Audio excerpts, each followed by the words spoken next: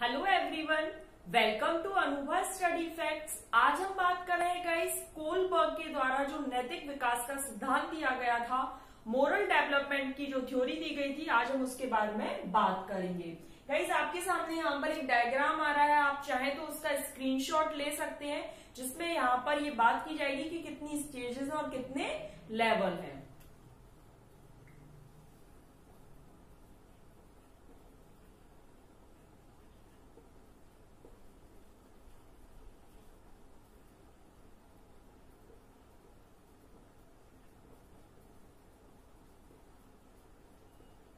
I hope guys आपने उस diagram का स्क्रीनशॉट ले लिया होगा।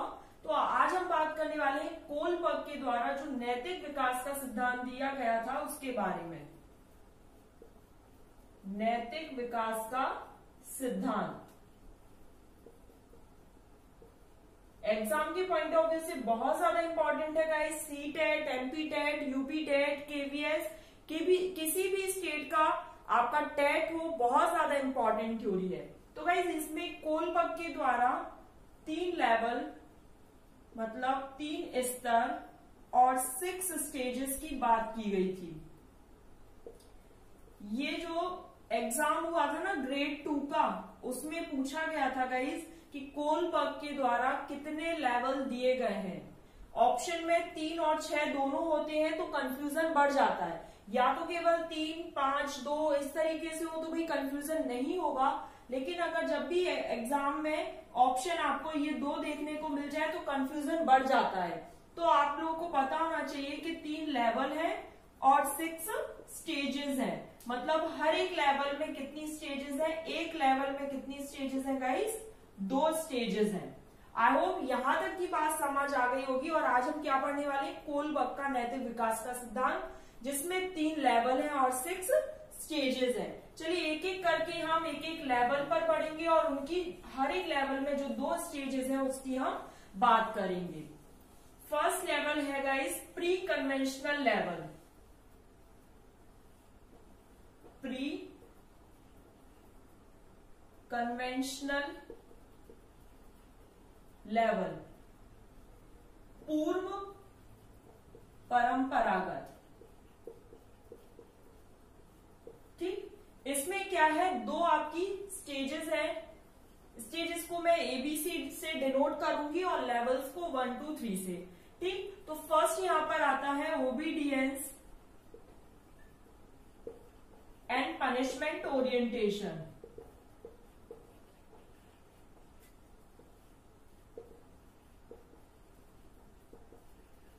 आज्ञाकारिता व दंड।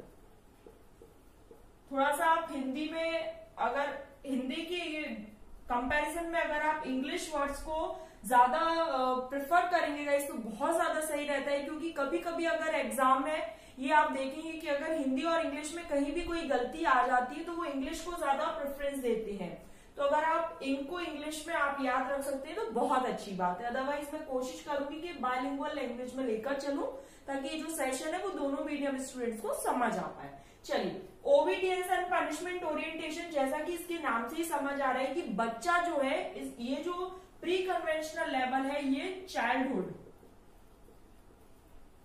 9 वर्ष तक के बच्चों के बारे में यहाँ पर कोलबर्ग के द्वारा बताया गया है। इसमें क्या होता है गाइस, इसमें जो बच्चा है वो आपकी बात केवल इसलिए मानेगा क्योंकि वो पनिशमेंट से बचना चाहता है। दंड से बचने के लिए, सजा से बचने के लिए ही वो सारी चीजों को या सारी बातों को मानता है, आपकी आज्ञा का पालन करता है।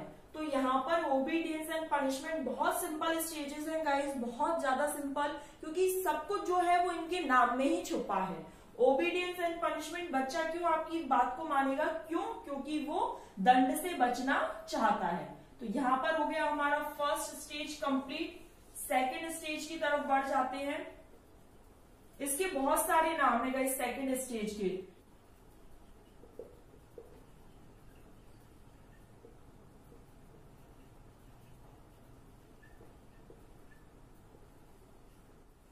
दूसरा है म्यूचुअल एक्सचेंज और तीसरा है टिट फॉर टैट कंडीशन। देखिए, अब इसके नाम से ही आप सबको पता चल गया होगा, individualism exchange, mutual exchange, tit for tat. मतलब बच्चा आपके लिए तभी काम करेगा जब उसका कोई प्रॉफिट छुपा हो। गाइस, इसको हम एक बहुत रेट्रो से एग्जांपल से समझते, मतलब बहुत आपने अपने घर में भी देखा होगा कि जो आपके छोटे भाई बहन है, अगर आप उनसे कहते हैं कि मार्केट से जाके मेरा ये सामान ले आओ, तो वो एक कंडीशन रख देते हैं हमारे सामने कि मैं आपका काम तभी करूंगा या करूंगी जब आप मुझे एक चॉकलेट दोगे। तो टिट फॉर टैट। वैसे भी भाई ये जो स्टेज है ये 9 वर्ष तक की है, तो बच्चा इसमें छोटा ही होता है, उसकी जो मेंटल पावर कह सकते हैं वो बहुत ज्यादा विकसित नहीं हुई होती है। तो यहाँ पर बच्चा क्या, टिट फॉर टैट। स्कूल में भी आपने देखा होगा, कोई टीचर है, अगर आप लोग टीचर हैं किसी स्कूल में तो आप इस चीज से रिलेट कर पाएंगे कि बच्चे ने किसी की नोटबुक फाड़ दी, तो जब टीचर ने पूछा कि भाई तुमने उसकी नोटबुक क्यों फाड़ी, तो बच्चा कहता है मैम इसने मेरी फाड़ दी थी। मतलब टिट फॉर टैट, जैसा आपने उसके साथ किया वैसा ही वो आपके साथ करने की कोशिश करेगा। आपने उसे मार्केट कुछ सामान लाने के लिए भेजा तो वो चाहेगा कि मुझे भी एक चॉकलेट या जो भी उसकी फेवरेट चीज है वो उसको मिल जाए। तो यहाँ पर क्या है, individualism exchange, mutual exchange, tit for tit. मतलब बच्चा अपनी इच्छाओं की पूर्ति आपसे काम करवाकर, आप उससे काम करवा रहे हैं तो वो भी आपसे कुछ ना कुछ काम करवाकर निकलवा लेगा। तो यहाँ पर गाइस हमारा जो एक लेवल है वो कंप्लीट हो गया है और 2 स्टेजेस कंप्लीट हो गई हैं। अब है कन्वेंशनल लेवल, परंपरागत। इसमें क्या है, इसमें वापस से 2 स्टेजेस आएंगी, good boy good girl orientation, good boy and good girl orientation. इसमें बच्चा आपकी बात क्यों मानेगा या टीचर के सामने होमवर्क करके क्यों ले जाएगा, क्यों, क्योंकि वो अच्छा दिखना चाहता है, अच्छा लड़का अच्छी लड़की, ओरिएंटेशन। मतलब यहाँ पर वो होमवर्क इसलिए कर रहा है ताकि टीचर की निगाह में उसकी जो छवि है वो अच्छी बनी रहे। ये चाइल्डहुड का हो गया था गाइस। अब ये जो है कन्वेंशनल लेवल जो है वो अडोलसेंस पीरियड में आता है, मतलब किशोर अवस्था में आता है। लगभग आप इसे समझ सकते हैं 19 वर्ष तक की जो अवस्था है वो। तो good boy good girl orientation मतलब बच्चा अच्छा दिखने के लिए या अच्छी लड़की कहलवाने के लिए ही वो टीचर की या घर में भी अपने पेरेंट्स की बात केवल इसीलिए फॉलो कर रही है। ठीक, नेक्स्ट है सोशल ऑर्डर मेंटेनिंग ओरिएंटेशन। इसके भी गाइस आपको 1-2 नाम देखने को मिल जाएंगे अलग अलग बुक में, लेकिन अगर आप इससे याद रख सकते हैं तो अच्छा है। सोशल ऑर्डर मतलब जो सोशल सोसाइटी के द्वारा जो रूल्स बना दिए जाते हैं हमारी खुद की वेलफेयर के लिए, हमारी सुविधा के लिए। जैसे रेड लाइट क्रॉस नहीं करना, ये किसके लिए बना है, हमारी सिक्योरिटी को देखकर बनाया गया है या फिर हमारे वेलफेयर के लिए बनाया गया है। तो इस स्टेज में जो बच्चा होगा, अगर आप उससे पूछेंगे कि यार रेड लाइट क्रॉस करनी चाहिए, तो वो ये कहेगा कि नहीं। क्यों? क्योंकि इस स्टेज में जो बच्चा होता है उसके लिए rules are rules, rules are rules and rules are rigid. इसको थोड़ा सा अच्छे से समझ लेते हैं guys.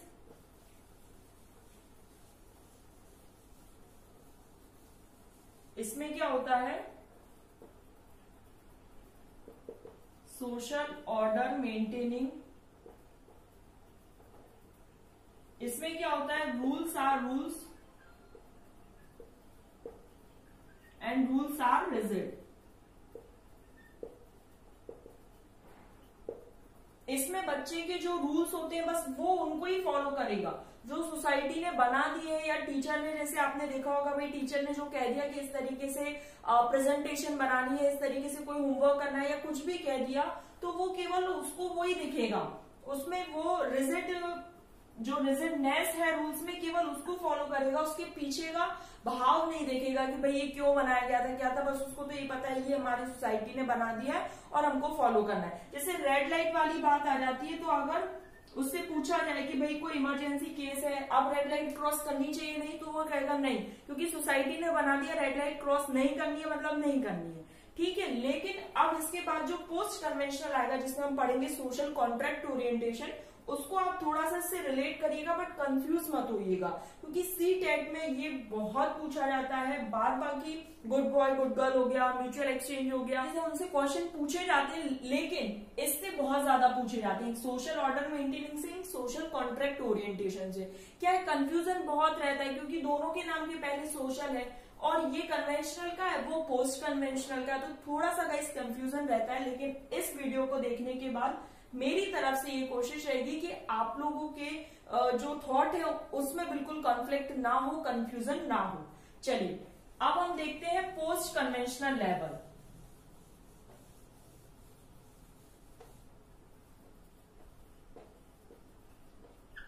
Post conventional level, post conventional level guys ये होता है एडल्टहुड। ये सब कोल बक के द्वारा ही बांटे गए थे कि भाई ये चाइल्डहुड का, ये एडोलसेंस का है, ये एडल्टहुड का है। तो इसमें जो आता है वो होता है सोशल कॉन्ट्रैक्ट ओरिएंटेशन। यहां पर जो व्यक्ति रहता है वो ये समझता है rules can be changed according to condition. जैसे कोई पेशेंट है उसको हॉस्पिटल पहुंचाना बहुत ज्यादा जरूरी है, तो इस स्टेज के जो लोग होंगे वो ये कहेंगे कि हाँ आप रेड लाइट क्रॉस कर सकते हैं अकॉर्डिंग टू कंडीशन। बट अगर इससे पहले वाली स्टेज देखी जाए कन्वेंशनल की, जिसमें सोशल ऑर्डर मेंटेनिंग वाला था, तो वो तो साफ मना कर देंगे कि नहीं भाई रूल्स आर रूल्स, मतलब उनकी मानसिकता क्या है वहीं फंस गई है। जैसे आपने देखा होगा कि बहुत सारे लोगों की मानसिकता आज भी वहीं फंसी है कि भाई उसने मेरे साथ ऐसा किया तो मैं भी उसके साथ वैसा ही करूंगा, उसने मेरे साथ अच्छा नहीं किया तो मैं भी नहीं करूंगा। मतलब वो अभी भी प्री कन्वेंशनल स्टेज पर ही अटके हुए हैं, उनकी जो सोच है वो अभी भी चाइल्डहुड वाली सोच पर ही अटकी हुई है। मतलब अब आप बहुत अच्छे से रिलेट कर पाएंगे, अपने जीवन से भी इस चीजों को रिलेट कर पाएंगे कि कौन से व्यक्ति की जो सोच है वो किस लेवल पर आकर रुकी हुई है, किस स्टेज पर आकर रुकी हुई है। अभी भी बहुत से बच्चे ऐसे होते हैं जो केवल अच्छा दिखने के लिए परफॉर्म करते हैं, ना कि ये अच्छे मार्क्स लाने के लिए परफॉर्म करते हैं, ना कि अपनी नॉलेज को इम्प्रूव करने के लिए। तो वहां पर बहुत से लोगों की वहां पर सोच फंस गई है। लेकिन ये जो सोशल कॉन्ट्रैक्ट ओरिएंटेशन है, यहाँ पर आप समझ सकते हैं आपके लिए क्या अच्छा है क्या बुरा है, आप किस तरीके से लॉ को कब आपको रूल वैसे तो तोड़े नहीं जाते हैं, क्यों? क्योंकि सोसाइटी ने भी हम लोग के वेलफेयर के लिए बनाए गए, लेकिन according to condition we can change. इस स्टेज के जो भी लोग होते हैं वो इस चीज को समझने में सक्षम हो जाते हैं। चलिए यूनिवर्सल एथिकल प्रिंसिपल,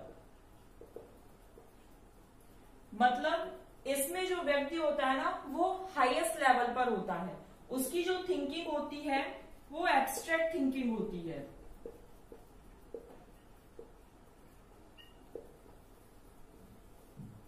इसमें क्या होता है गाइस, एक व्यक्ति पूरे समाज के हित के लिए अपनी जान को जोखिम में डाल देता है। जैसे हमारे फ्रीडम फाइटर्स हो गए और जो भी सैनिक जो आर्मी में है या जो सरहद पर हमारी जान के लिए अपनी जान को जोखिम में डाल रहे हैं, या फिर कोई ऐसा नॉर्मल व्यक्ति भी जो अपनी जान को हम सबकी भलाई के लिए अपनी जान को भी जोखिम में डाल सकता है, वो सभी इसी के अंतर्गत आते हैं। कोलबर्ग का मानना था कि जो इस स्टेज में होता है वो केवल 2% तक पहुंच पाते हैं। बहुत रेयर कंडीशन है ये, जहां पर क्या होता है यूनिवर्सल एथिकल प्रिंसिपल, मतलब ऐसे काम कर जाना जो कि अपने जीवन की परवाह किए बिना आप लोगों के वेलफेयर के लिए, लोगों की जान बचाने के लिए आप काम कर रहे हैं। Universal ethical principle. तो गाइस यहाँ पर 3 लेवल हो गए और 6 स्टेजेस हो गई। ठीक, 3 लेवल कौन कौन से हो गए? Pre conventional, conventional and post conventional.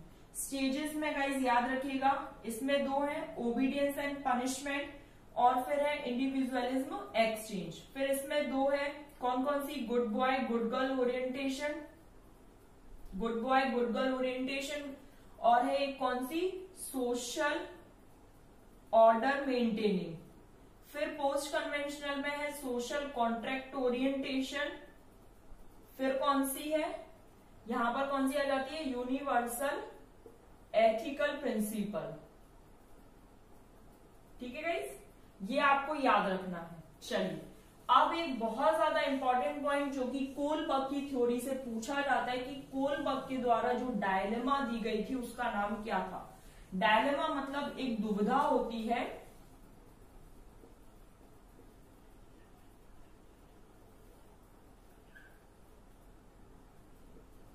हाइंज की डायलेमा दी गई थी। ठीक, अब हम इसको थोड़ा सा समझ लेते हैं। हाइंज एक व्यक्ति है जिसकी वाइफ बीमार थी, हॉस्पिटल में भर्ती थी। तो डॉक्टर ने कहा कि भाई केमिस्ट के पास जाकर, मतलब एक केमिस्ट है, ऐसा समझ लीजिए भाई एक मेडिकल है, वहां से आपको ये दवाई मिल जाएगी और आपकी वाइफ की जान बच जाएगी। वो बहुत ज्यादा एक्सपेंसिव इंजेक्शन समझ लीजिए, बहुत ज्यादा एक्सपेंसिव था। जैसे ही वो केमिस्ट के पास जाता है, उससे पूछता है, तो वो कहता है कि भाई मेरे पास इतने रुपए नहीं है कि आप मुझे और थोड़े से कम रुपए कर सकते हैं इसके, भाई मेरी वाइफ की मुझे जान बचानी। तो वो केमिस्ट नहीं मानता है। तो अब जो हाइंज है वो डायलेमा में फंस गया, दुविधा में फंस गया कि वो क्या करे। तो उसके पास इतने पैसे तो है नहीं, तो वो क्या अपनी पत्नी को मरने दे या फिर उस केमिस्ट की शॉप से वो चीज चुरा ले और अपनी वाइफ की जान बचा ले। तो गाइस हाइंज की डायलेमा ये वहां पर जो बच्चे हैं, जो कोलबर्ग के द्वारा जो सैंपल्स लिए गए थे उनको बताई जाती है। कुछ बच्चे जो सोशल, देखिए अब यहां पर आप थोड़ा सा समझिएगा, जो सोशल ऑर्डर मेंटेनिंग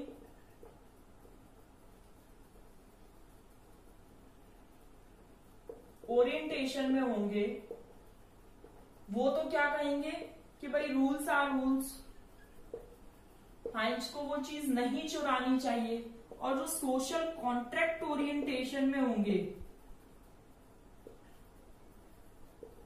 वो क्या कह देंगे, रूल्स कैन बी चेंज्ड।